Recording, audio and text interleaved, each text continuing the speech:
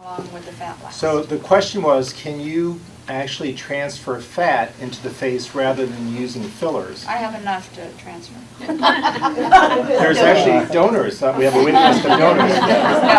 But first of all, that's a great question, and the answer is yes. Fat, it turns out to be a very interesting cell of the body. In fact, it's a stem cell. A lot of you have probably heard that term, stem cell. It can actually even improve the overlying skin if there was damage, severe damage to the skin. Not completely, but to some extent.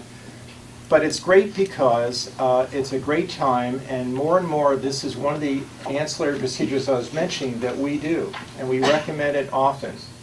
The reason it's a great question is, it's true that as with time and gravity the tissues sag, you also tend to lose volume in your cheeks. And of interest, it's not just these cheeks, it's on the side of these cheeks too.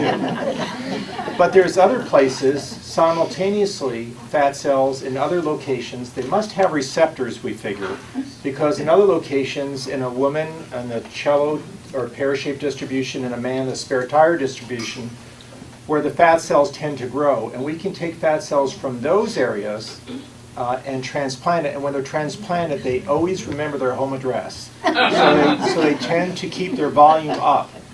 And so it's a great thing to do, and sometimes it even requires more than one injection because the fat cells that are native there tend to fade with time. But it's a wonderful thing to do, and that can be done at the very same time or later. And that's a wonderful question, and it's a great thing to do.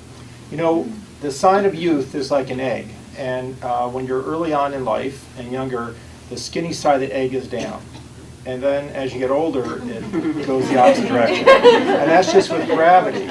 So it's not just the loose skin and everything as well, it's also restoring the volume up high on the cheeks. And yes, it can be done, it's a wonderful thing to do.